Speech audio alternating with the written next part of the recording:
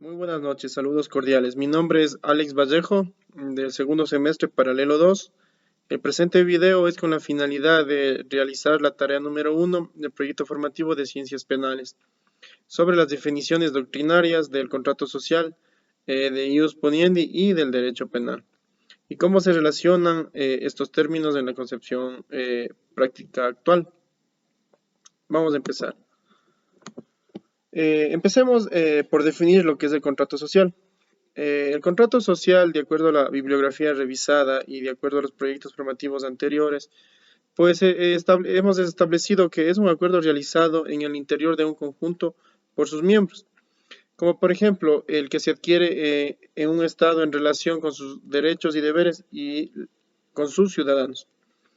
Es parte de la idea de que todos los miembros del grupo están de acuerdo por voluntad propia con el contrato social, en virtud de lo cual admiten la existencia de una autoridad, de unas normas morales y de unas leyes a las que se someten. El pacto social es una hipótesis explicativa de la autoridad política y del orden social. Al contrato social se le conoce también como la doctrina del pacto social o tesis contractualista. El contrato social explica, entre otras cosas, entre otros argumentos, el origen y el propósito del Estado y de los derechos humanos. La propiedad de la teoría, cuya enunciación más conocida es la propuesta hecha por Rousseau, en la que establece que, para vivir en sociedad, los seres humanos acuerdan un contrato social implícito, que les otorga ciertos derechos a cambio de abandonar la libertad de la que dispondría en estado de naturaleza, es decir, sin nadie quien les reglamente. Siendo así, los derechos y los deberes de los individuos constituyen las cláusulas del contrato social, en tanto que el Estado es la entidad creada para hacer cumplir este contrato. Del mismo modo, los seres humanos pueden cambiar los términos del contrato si así lo deseen.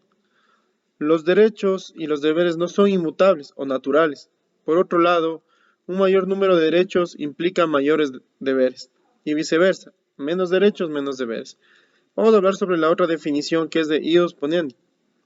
¿A qué se refiere esto? Pues es una expresión jurídica utilizada para referirse a la facultad sancionadora del Estado.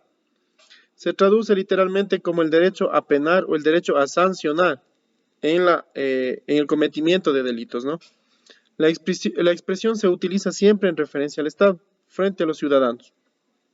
Por ello, si bien puede ocurrir que otros organismos o instituciones o en otras situaciones estén legitimados para castigar o sancionar, un ejemplo, empleador y empleado, o en el tema familiar, padre e hijo, el ius poniendi no es aplicable en estos casos, ¿no?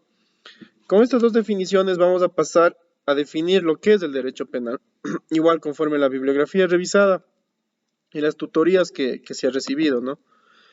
Pues el derecho penal se le podría definir que es la rama del derecho que regula la potestad punitiva. Ahí estamos hablando sobre el ius poniendi del Estado. El derecho penal asocia a la realización de determinadas conductas llamadas delitos, penas o medidas de seguridad como consecuencias jurídicas. El derecho penal es una agrupación de normas que regulan los tres pilares del debido proceso, con la finalidad principal de la aplicación de las leyes de fondo o del derecho sustancial. Se entiende por derecho penal a la rama del derecho que se encarga de normar y concebir las capacidades punitivas, es decir, de castigo, que se reserva el Estado para aquellos que violentan las normas de convivencia o de conducta, siempre a partir de un principio de proporcionalidad y de imparcialidad. Cuando se habla de derecho penal, se hace uso al término con diferentes significados. De acuerdo con lo que se hace referencia, de tal manera puede hablarse de manera preliminar de un derecho penal sustantivo y por otro lado del derecho penal adjetivo, o lo que hemos mencionado en las tutorías, el derecho procesal penal. El primero de aquellos está constituido por lo que generalmente se le reconoce como código penal o las leyes penales de fondo, que son las normas promulgadas por el Estado, ¿no? Que establecen los delitos y las penas, mientras que en cambio el derecho procesal penal es el conjunto de normas destinadas a establecer el modo de aplicación de estas, ¿ya? El derecho penal es el saber jurídico que establece los principios para la creación, la interpretación y así ejecutar la aplicación de las leyes penales. Y aún así en los casos privados también, ¿no? propone a los jueces un sistema orientador de sus decisiones que contiene y reduce el poder punitivo para impulsar el progreso del Estado constitucional de derecho, que es el Estado que actualmente se concibe el Ecuador.